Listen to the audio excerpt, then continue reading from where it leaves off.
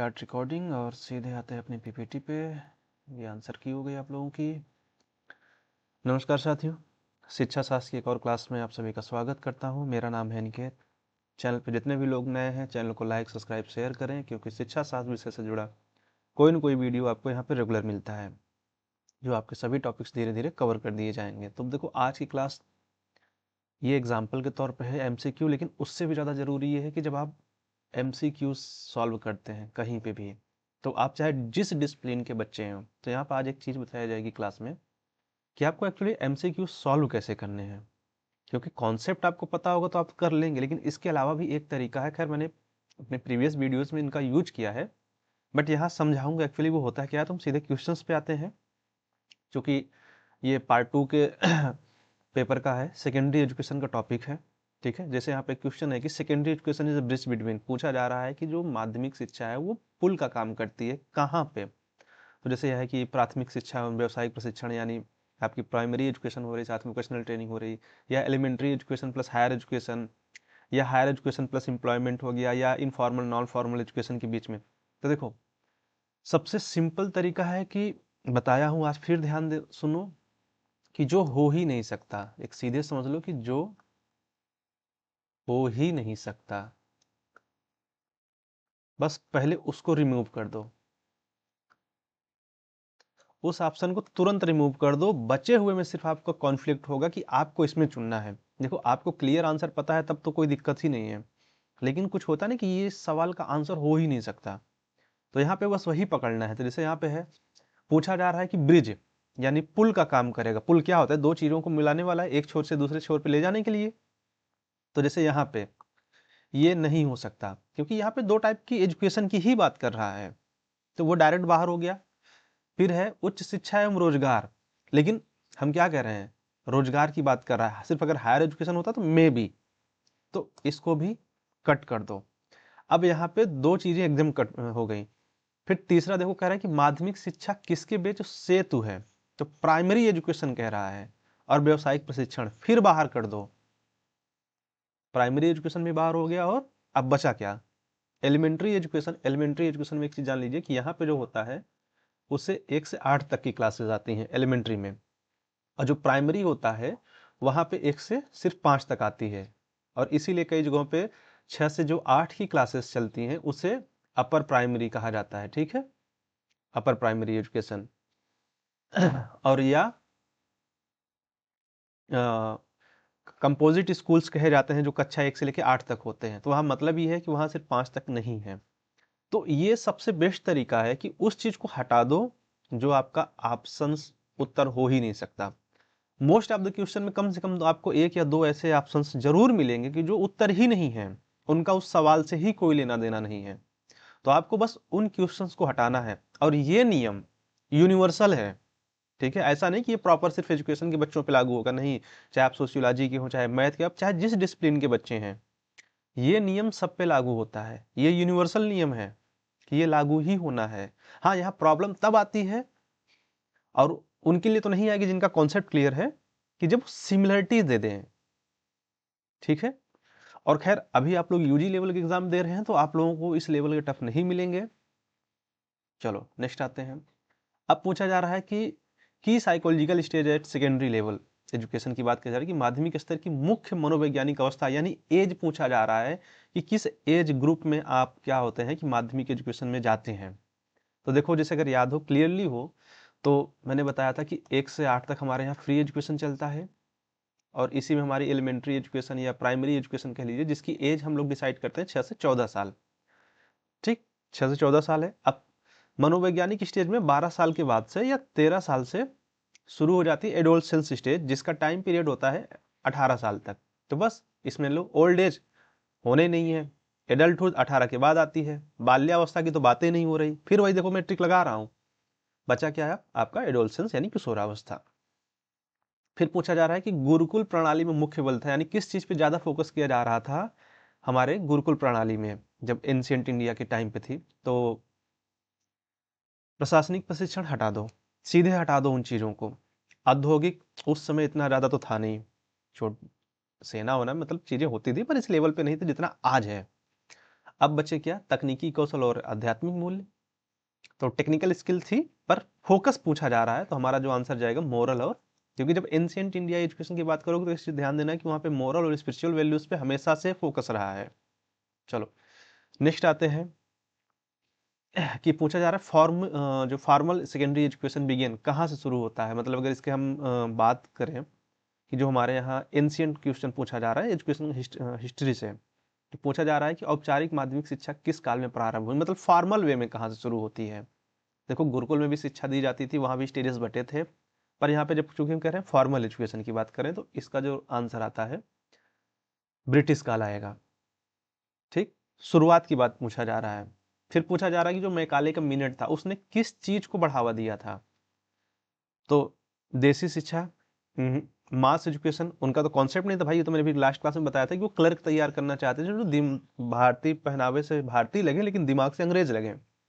Obvious सी बात है, इसका आंसर सीधे जाएगा अंग्रेजी शिक्षा। इनका उन चीजों से कोई लेना ही देना नहीं था भाई, वो तो बस हमें चाहते थे कि एज ए सर्वेंट ट्रीट करना चाह रहे थे, इससे ज्यादा वो नहीं सोच रहे थे। फिर वुड डिस्पैच को मैग्ना कार्टा क्यों कहा जाता है। ठीक है, क्योंकि अब देखो उस समय तो फ्री एजुकेशन की बात छोड़ दो, ब्रिटिश पीरियड में हायर एजुकेशन भी छोड़ दो, पारंपरिक विद्यालय समाप्त कर दी, ये भी छोड़ दो, बचा क्या, क्योंकि वुड डिस्पैच जब आता है तो एक अच्छी चीज लेके आता है कि पूरा उसने एजुकेशनल इंस्ट्रक्शन ही बदल दिया, कह सकते हो उसको पूरा एक नए सिस्टम में रिफॉर्म किया उन्होंने, क्योंकि उनको अपने हिसाब से यूज करना था, सो उन्होंने चेंज कर दिया पूरा। फिर पूछा जा रहा है कि सेकेंडरी एजुकेशन कमीशन इम्फेसाइज, मतलब माध्यमिक शिक्षा आयोग ने किस पर बल दिया। मैं यहाँ पे एक सवाल और बना दे रहा हूँ, अगर किसी को पता है तो जो माध्यमिक शिक्षा आयोग है, ठीक है, इसका टाइम बता दो। मैंने वैसे मतलब किस वर्ष में आया था, वैसे मैंने कल की क्लास में इसका एक क्वेश्चन वहां पे बता रखा है, लेकिन अगर किसी को पता है तो जरूर कमेंट करना।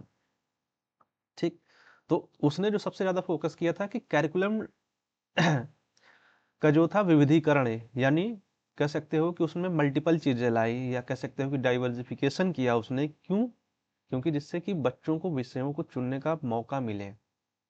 ठीक है, अब जैसे देखो यहाँ पे भी अगर चाहो तो मैंने डायरेक्ट आंसर दे दिया है, इसको कट कर सकते हो, प्रौढ़ शिक्षा हटा दो, दूरस्थ शिक्षा हटा दो। उस समय तो दूरस्थ शिक्षा का कॉन्सेप्ट ही नहीं था इंडिया में जब ये आयोग आया था, मतलब उसके बाद आया, बहुत बाद में 1980s के आसपास शुरुआत होती है, और तब जाके हमारे यहाँ पहले एक ओपन यूनिवर्सिटी बनती है जो कि होती है IGNOU, Indira Gandhi national open university. चलो फिर आ जाता है कोठारी योग, मैंने इसका भी ईयर बताया, लेकिन आप लोगों से फिर पूछ रहा हूँ कि अगर किसी को पता है तो ईयर जरूर मेंशन करना। अब कोठारी आयोग ने किस चीज पे बल दिया था, तो उसने देखो एजुकेशन फॉर इलाइट कट कर दो, एजुकेशन फॉर हॉलीडेज या अवकाश की शिक्षा, ठीक है, लिसियो, रिलीजन। तो एक चीज बता दे रहा हूं कि किसी भी आयोग ने, पर्टिकुलर आयोग ने किसी भी धार्मिक शिक्षा को कभी भी बढ़ावा नहीं दिया है, किसी भी आयोग ने।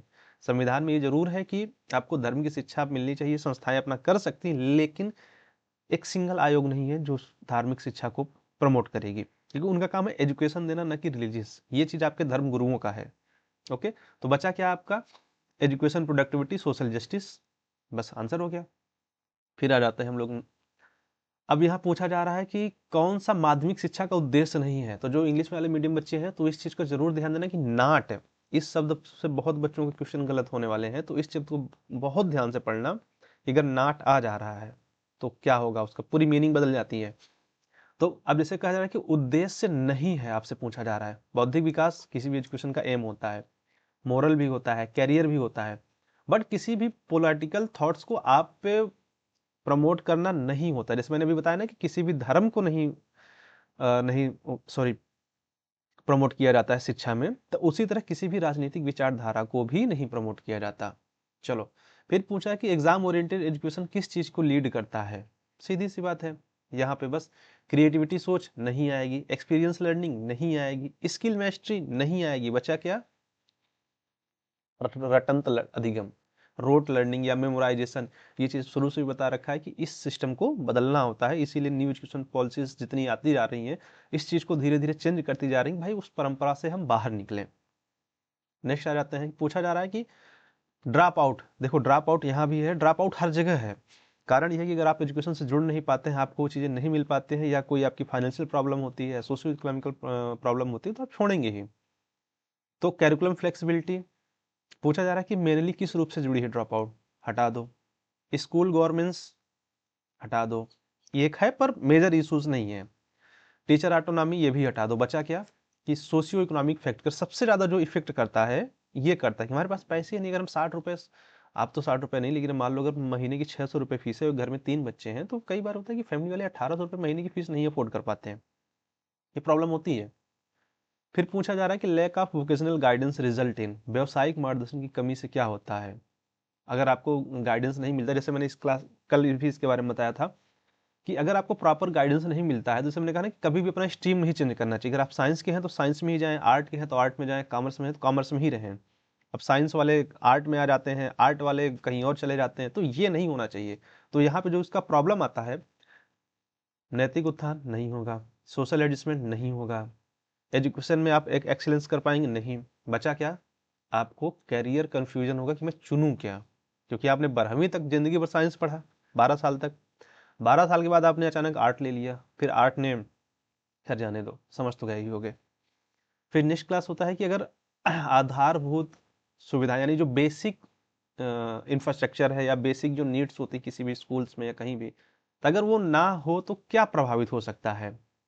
तो इनरोलमेंट रेशियो, नामांकन में, एजुकेशन पॉलिसी नहीं, एडमिनिस्ट्रेशन नहीं। इससे आती है लो क्वालिटी लर्निंग। जैसे अगर एक ब्लैक बोर्ड या व्हाइट बोर्ड कह सकते हो कि एक बेसिक नीड है, अगर वो है ही नहीं तो शिक्षक ओरल कितना बोल पाएगा। मैं ओरल कितनी देर बोल सकता हूँ अगर मेरे पास स्लाइड्स में बना के ना रखूं। तो ये वही हो जाएगा, फिर मैं खुद रोट लर्निंग को बढ़ावा दूंगा। चलो, पूछा जा रहा है कि करिकुलम ओवरलोड अगर हो जाए तो वो किस प्रिंसिपल को डिनाई करता है। ठीक है, principle of correlation, principle of discipline, principle of authority या चाइल्ड सेंटर एजुकेशन। तो देखो, बेझिल मतलब ऐसा है कि जो क्या हो जाए, ओवरलोड हो जाए, जिसकी वजह से क्या होता है, लर्निंग बर्डन। तो यहाँ पे जो आएगा इसका आंसर ये रहेगा, क्योंकि बेझिल पाठ्यक्रम नहीं होना चाहिए, क्योंकि मैं पहले भी बोला हूँ कि पाठ्यक्रम बच्चे के लिए होना चाहिए, ना कि पाठ्यक्रम बच्चे के लिए हो। ठीक है, तो बाकी सबको आगे करते हैं। फिर आ जाता है नेक्स्ट पे, पूछा जा रहा है कि democratic citizenship is promote through, अगर हम लोकतांत्रिक नागरिकता को किससे बढ़ा सकते हैं या किस तरीके से। लैंग्वेज डोमिनेंस नहीं, इसके आधार पर तो हमारे यहाँ राज्यों में बंटवारा हो गया। कठोर अनुशासन से, रिजिड डिसिप्लिन नहीं। कम्पिटेटिव एग्जामिनेशन से नहीं। बचा क्या, मोरल एंड सिविक्स एजुकेशन के थ्रू इस चीज को हम बढ़ा सकते हैं। अब पूछा जा रहा है कि माध्यमिक शिक्षा का पश्चिमीकरण किस काल में हुआ, यानी वेस्टर्नाइजेशन सेकेंडरी एजुकेशन का कब होता है। तो देखो, वैदिक काल में नहीं हुआ, बौद्ध काल में भी नहीं हुआ। या पूछा जा रहा है पोस्ट एनईपी, यानी जो हमारी एनईपीज आई हैं, तो मैंने पहले भी बताया कि सबसे पहली एनईपी थी 1968 में, फिर आती है हमारी दूसरी एनईपी 1996 में, फिर इसका रिफॉर्म होके आता है 1992 में, और सबसे लेटेस्ट में हमारी जो एनईपी है वो 2020 में है। तो इसका जो राइट आंसर है ब्रिटिश पीरियड में। चलो, अब पूछा जा रहा है शिक्षा एवं रोजगार में अगर असंतुलन हो, कि अगर हम mismatch between education and employment हो तो क्या करेगा, उससे क्या प्रॉब्लम आएगी। तो ओवर इनरोलमेंट, अधिक नामांकन, लैक ऑफ वोकलाइजेशन, वोकेशनलाइजेशन, ठीक है, टीचर अब्सेंस या लैंग्वेज बैरियर। तो पूछा जा रहा है कि इम्बैलेंस बन रहा है, मतलब जितने बच्चे शिक्षित हो जा रहे हैं उतने रोजगार नहीं पा रहे हैं, तो इसका क्या रिजल्ट आएगा। तो ये भी हटा दो, वही हटाने वाली ट्रिक हटा पकड़ो। बचा क्या, व्यवसायीकरण की कमी, क्योंकि उतने रोजगार नहीं मिल पा रहे हैं ना, ऑब्वियस सी बात है। फिर पूछा जा रहा है कि होलिस्टिक डेवलपमेंट में क्या शामिल नहीं है या क्या चीज नहीं है। देखो, जब हम ऑलराउंड डेवलपमेंट की बात करते हैं, तो जितनी भी अच्छी चीजें आप बालक के लिए सोच सकते हैं एक सिंपल वे में, उस सबको रख दीजिए। फिर चाहे उसका फिजिकल डेवलपमेंट हो, चाहे इमोशनल डेवलपमेंट है, चाहे स्पिरिचुअल डेवलपमेंट हो, मेंटल डेवलपमेंट हो, ठीक है, सोशल डेवलपमेंट हो, कैरेक्टर डेवलपमेंट हो, सब आ जाएगा। बट ठीक है, व्यवसायिक कमर्शियल एक्सप्लॉयटेशन नहीं शामिल होता, यानी किसी भी प्रकार का अगर शोषण उसमें है तो वो होलिस्टिक डेवलपमेंट का हिस्सा नहीं है। फिर आ जाते हैं कि किस आयोग ने माध्यमिक शिक्षा को राष्ट्रीय एकता से जोड़ा है। मतलब पूछा जा रहा है कि which commission linked secondary education with national integration. तो देखो, इसमें ये ट्रिकी क्वेश्चन है थोड़ा सा, लेकिन इसमें भी एक ऑप्शन ऐसा मिल गया है कि जो हो ही नहीं सकता आंसर। तो सबसे पहले हंटर आयोग को हटा दो, ठीक, बाहर हो गया। अब यहाँ पे सोचो, कोठारी आयोग है आपके पास, मुदलियर आयोग है, और यहाँ से थोड़ी गलती हो गई है, ठीक है। तो इस चीज़ का मुझे अभी ध्यान आया कि मैंने सिमिलर रख दी है, कोई बात नहीं। तो खैर इसका आंसर जाएगा माध्यमिक शिक्षा। चूंकि टॉपिक हमारा माध्यमिक शिक्षा है तो इसलिए मोस्टली जो इनके आंसर जाएंगे इसी से जाएंगे। चलो लास्ट क्वेश्चन है कि most effective solution of problem secondary education, अगर कहा जा रहा है कि माध्यमिक शिक्षा की समस्याओं को सर्वाधिक प्रभावी समाधान क्या हो सकता है, कि हम एग्जामिनेशंस और बढ़ा दें, इंक्रीज कर दें, या हम कैरिकुलम रिफॉर्म कर दें, टीचर ट्रेनिंग कर दें, प्राइवेटाइजेशन कर दें स्कूल्स का, या केवल स्ट्रिक्ट डिसिप्लिन को फॉलो करें।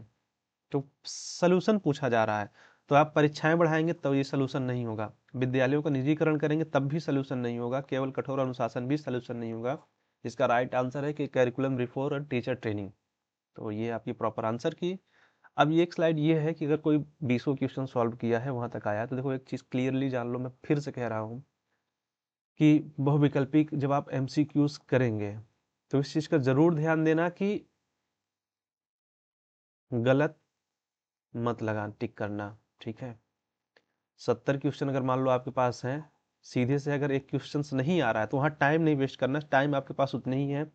आपको क्या करना है, ऐसे पन्ना पलटते हुए चलते जाना है। अगर मान लो पहले पेज में कुल 5 क्वेश्चन हैं, ऐसे मान लो 5-5 क्वेश्चन हैं, इसमें आपको 2 आ रहे हैं, इसमें 3 आ रहे हैं, इसमें 1 आ रहा है, इसमें 4 आ रहा है, इसमें 0 क्वेश्चन आप सॉल्व कर रहे हैं। तो पहले जो क्वेश्चंस होते जाएंगे उनको तुरंत सॉल्व करते हुए बढ़ते जाना है। बुकलेट में अपने टिक कर लेना कि हाँ इसका ये सही है, इसका ये सही है, जिससे बाद में सिर्फ वो मार भरनी रहे। और ये चीज एकदम अवॉइड करना कि नहीं हम पहले पेज के 5 क्वेश्चन करके ही जाएंगे। यहां से क्या होगा कि आप शुरू करेंगे टाइम वेस्टेज, जो कि आपको बचाना है, ठीक है, क्योंकि 70 क्वेश्चन होंगे, पढ़ना पड़ेगा, पढ़ने में ही आपका आधा समय चला जाएगा। तो वो टाइम बिल्कुल बचाना है, ठीक है। क्योंकि यहाँ पे आपके माइनस मार्किंग जैसा कोई कॉन्सेप्ट नहीं, तो इसलिए आप सभी पे को टिक करके आना है, एक भी क्वेश्चन आपको छोड़ना नहीं है। पर इस चीज का बिल्कुल ध्यान देना कि ये चीज ना हो तो ज्यादा अच्छा है, ठीक है। गलत जल्दबाजी में मत भर देना, ओएमआर देख के भरना। उसमें पता चला कि बुकलेट में ऑप्शन आपने ए लगाया हो, जल्दबाजी में भरते समय ओएमआर में आपने बी भर दिया है। नहीं, ये काम बिल्कुल नहीं करना, इस चीज को अवॉइड करना, ये सबसे ज्यादा जरूरी चीज है। और सबसे बड़ी चीज है कि आपको टाइम वेस्ट नहीं करना है।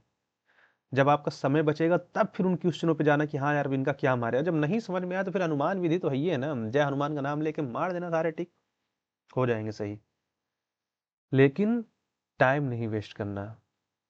तो ऑब्जेक्टिव क्लास अब यहाँ से हम आज समाप्त करेंगे।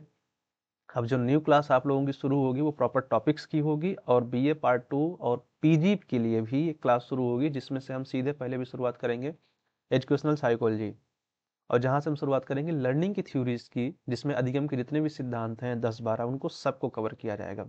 अगर मैं कोशिश करूंगा कि उनको शॉर्ट में ही समझाऊं और पीडीएफ में आपको डिटेल नोट दे दूं, तो इससे क्या होगा ना कि वीडियो ज़्यादा लंबी नहीं बनेगी। नहीं तो अगर लर्निंग की एक थ्योरी अगर समझाने लग जाओ प्रॉपरली तो 20 से 25 मिनट मिनिमम टाइम लेके जाएंगे। मैं कोशिश करूंगा कि उसका आधा टाइम रखूं। सो इसको आप लोग ज़्यादा से ज़्यादा लाइक शेयर सब्सक्राइब सपोर्ट करें, मुझे उसी की ज़रूरत है। वीडियोज़ आपको रेगुलरली मिलेंगे। और प्लीज़ जितने भी लोग हो चैनल को यार कर दो सब्सक्राइब, कोई पैसा नहीं लगता, कोई चार्ज नहीं लग रहा है, बस सब्सक्राइब करना है, शेयर करना है, सपोर्ट करना है, जिससे मैं भी आगे बढ़ूँ, आप भी सीख पाऊँ, मैं भी कुछ सीख पाऊँ कि इसमें कुछ और नया कर सकता हूँ। सो थैंक यू, मिलते हैं आप लोगों से नेक्स्ट क्लास में।